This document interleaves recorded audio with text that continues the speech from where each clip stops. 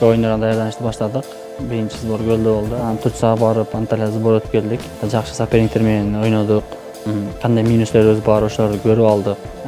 Биз Чемпионат Азияда биздин күйөрмандар колдоп атканын көрүп, ушунчалык сыймыктанып, ушунча бизге как 12-чи оюнчу катары болду. Ошоне ушунчалык байкындай болду, аны сөз менен айтып болбойт да.